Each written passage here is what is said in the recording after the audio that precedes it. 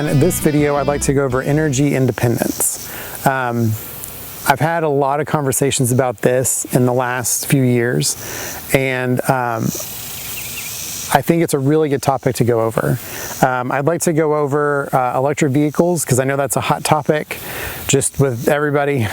I'd like to go over solar, hydro, wind, standby generators, home backup batteries, the Anchor and EcoFlow full home systems, and then I'd also like to go over UPSs that you can use in your home. For your critical loads. And then I also like to go over having at least one main form of whole house backup and then another form of secondary backup that you can power your critical loads. So I'd like to start with EVs. So EVs are, I guess, a hot topic. I don't really know. For me, they just seem like a good choice. We do not have one yet. I am wanting to get one of two. I really wanted to get a Model Y all-wheel drive long range. I don't think it's going to be realistic right now financially. However, when our Outback lease is up, I know there are a lot of downsides to the Subaru Solterra, and I get that. And I've bounced around a lot on this, but I really want one electric car in our family. I want something where we can be our own gas station. I want something that is fuel agnostic. So all we need in that, I can't claim that one came from the Fully Charged show, so thanks for that. I'm just really impressed that you can plug in. Sometimes it will charge super slow, so yes, I understand that argument point, but that you can get power from almost anywhere. You can get it from solar panels, you can get it from wind, hydro, a propane generator, your normal house plug, a 220 plug, and yes, there's going to be different speed charging times. You can charge it at a state park, national park. There's just so many options to get power. And the infrastructure needed for that is so much less than fuel, liquid fuel or gas fuel. I really like the idea that during a grid down scenario, between the three places we are, so out here and then our place we rent in Dallas and then my parents' place in Dallas, I have an option in a full grid down situation to charge that car and to run some stuff in the house. And there's going to be some trade-offs there, but I like that option. I really like that there's very little maintenance. I know I said no maintenance, and I've gotten hit for that in several conversations in recent months. There's very little maintenance. There's no oil changes, no spark plugs, no filters, engine filters of that kind aside from the cabin and intake filter. There's your brake pads, your brakes are used so much less, they last so much longer. I do understand the discussion of the tires will go faster. At this point, I feel like a good majority of people may be watching this. I feel like the tire usage is both ways, right? You have some people that are going to just want to get that torque and want to just run the car and have fun in a sporty little car when the family's not in it. You're going to wear through tires. You're going to do that too if you have a souped up fill in the blank car. I've also watched plenty of videos of people that drive normally. I feel like I'm a pretty slow, conservative, grandparent style driver, and the tires will go quicker. It is a little bit heavier of a car, but you're not driving an 18-wheeler, fully loaded. You're driving a sedan that's just going to be a little bit extra weight. But I mean, in the grand scheme, it's not that big of a difference between other family vehicles. It's just your density of weight is just a little different.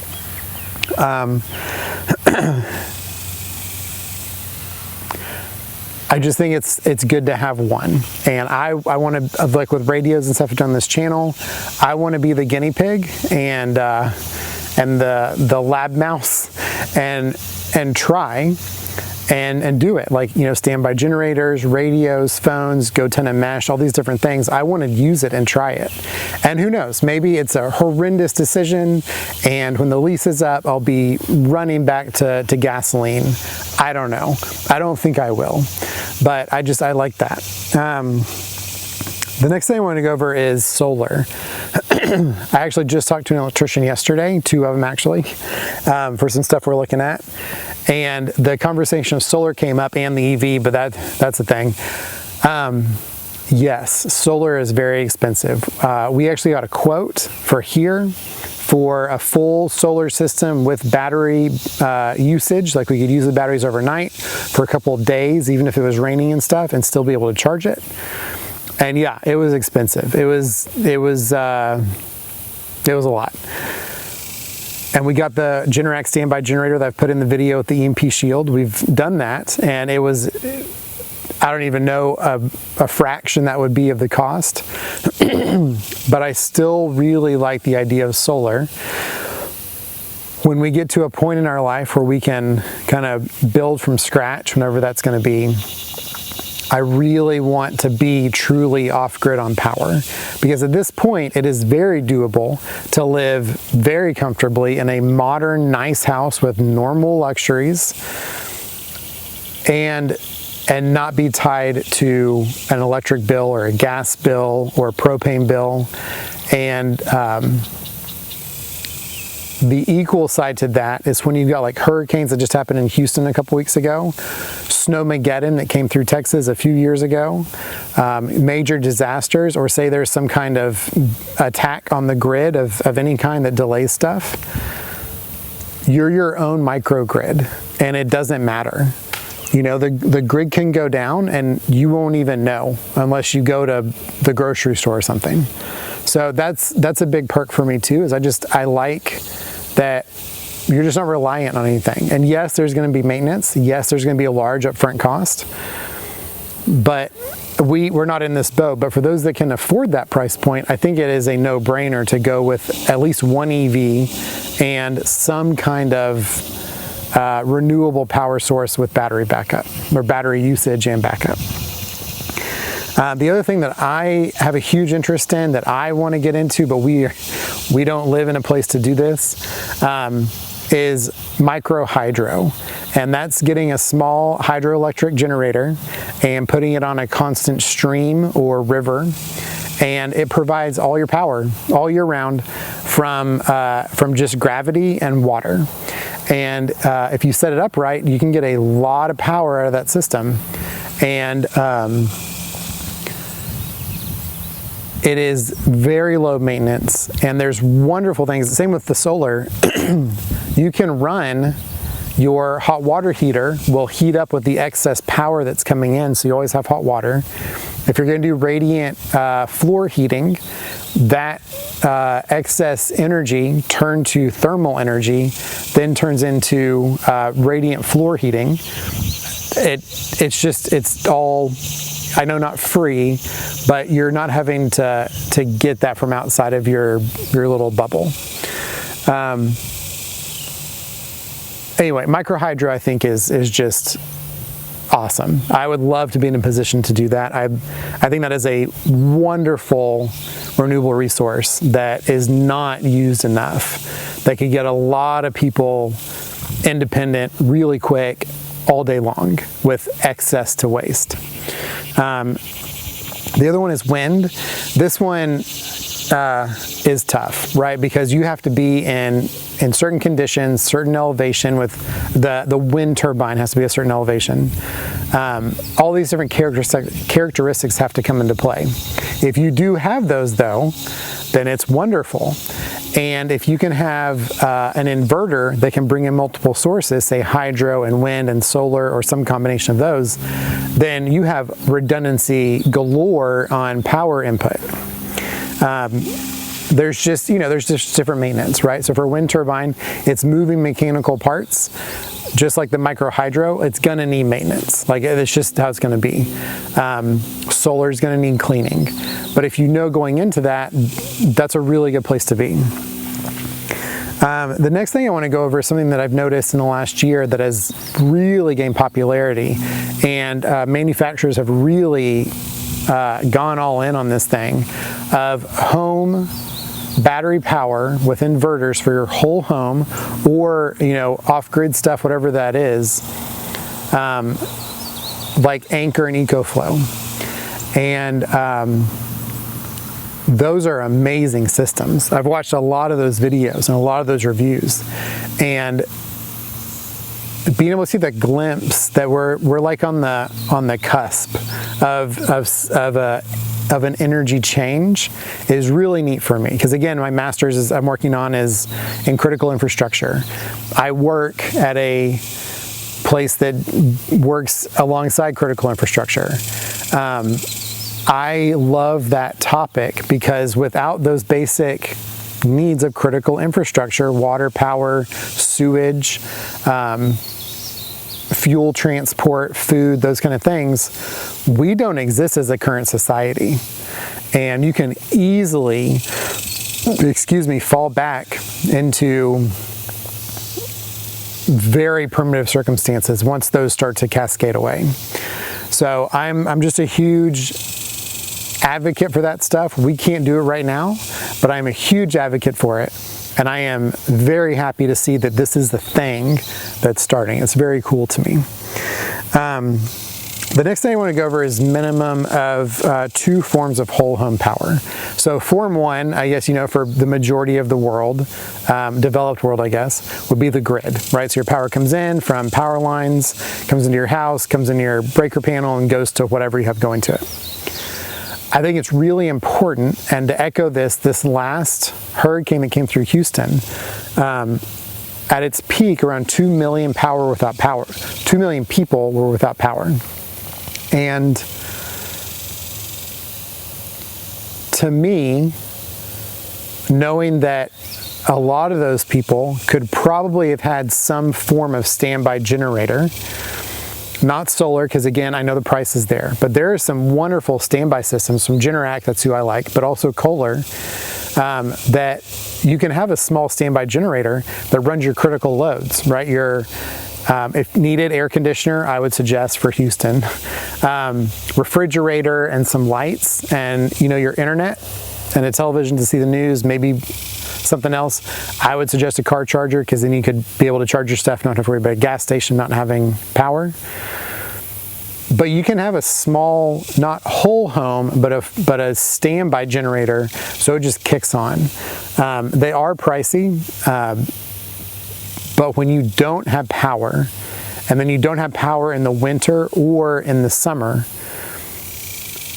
I think there are a lot of people each time this happens that step back and say, oh, this is something I really should have invested in, so I should do that now. And I think that's really something, before you get to that circumstance, to really think about.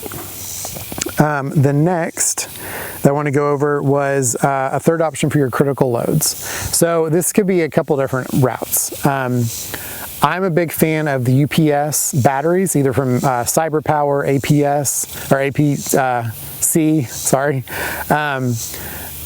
And there's a couple others out there. Because your Wi-Fi, your television, a few lights, your refrigerator, there's lots of those kind of items that aren't big loads, right? Not your air conditioner, not the heating stuff, but enough to like keep your food cold, have some light, and know what's going on, right? Those basic things. And you can get those that'll last anywhere from 15 minutes, long enough to plug in a portable generator, or if you think that's all you need just to try and get some information, all the way up to a few hours based on how big the battery is. I think those are very crucial, because even in, I've been, several brownouts as summer comes through, and those brownouts, they're really bad for your electronics. And if you can have some kind of device that cleans the power, and then also detects when there's dirty power coming in or bad frequency or something, and then immediately switches over to the battery where you don't even know there's any issue except for it beeping, those can be really helpful. I know personally, working from home, that's coming a lot. Even here with a standby generator, we have to have those batteries to handle that 30-second window when everything goes down.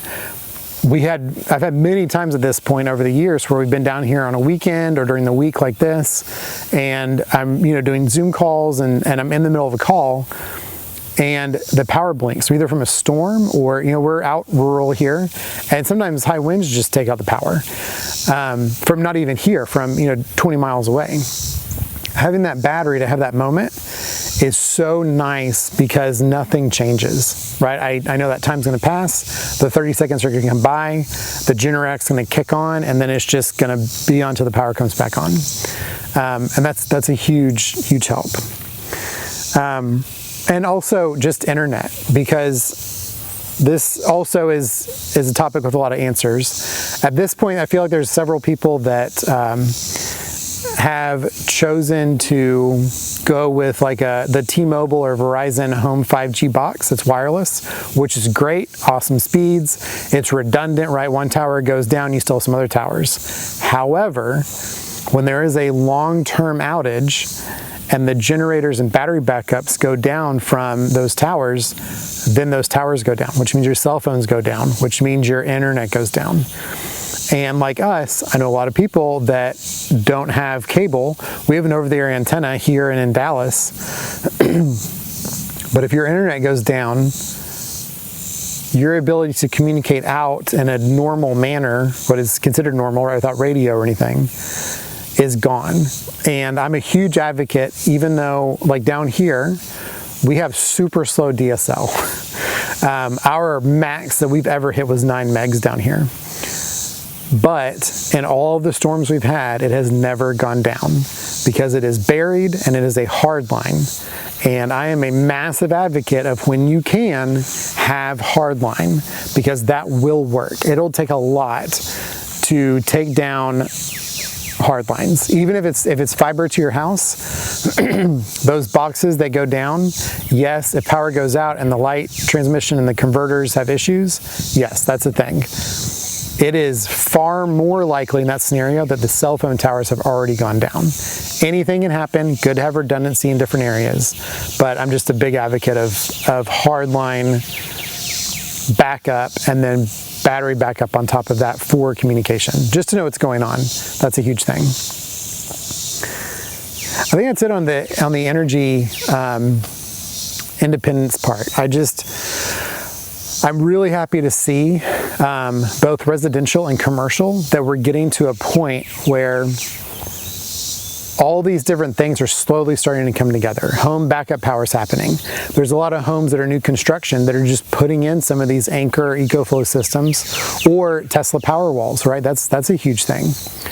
And they're small additions, but as society as a whole around the world starts to move in that direction, it helps impact of major storms because, again, you're doing microgrid stuff. You're not having to have so much suffering and injury or death from no power, from people that are on medical equipment or people that need insulin that's cold. That goes away, right? Because those items can keep working. Your ventilator can keep working. Your insulin can stay cold. Your food can stay cold so it can last longer so you can eat and not have to fight through the crowds to get food. All these things start compounding each other. And it's really nice seeing commercial do this also. So on the commercial side, the Tesla Megapacks are very popular. They're getting really big, and it's not just the Tesla Megapacks. There are other companies. There's one that's in the UK that I watched on, I think, the Fully Charged show, and it's the same thing, and they're making their batteries so they can have a battery backup for those peaks and flows. And if there's a grid outage, these Connex boxes, these shipping containers, are more local, sort of, to that area, so you have a little bit of a buffer for what's going on. And it's just really nice to see. I am all for as much self-sufficiency as we can get, because then it helps everybody. And it's just really neat to see. So thank you for watching. This was energy independent stuff. I'll try to do some more focused videos in each one of these. I need to learn some more. I feel like I'm in the middle ground of education on these things. And then also on the EV thing, like I really want to see how that goes, just for me, for all the things I mentioned here. So thank you for watching, and have a great day.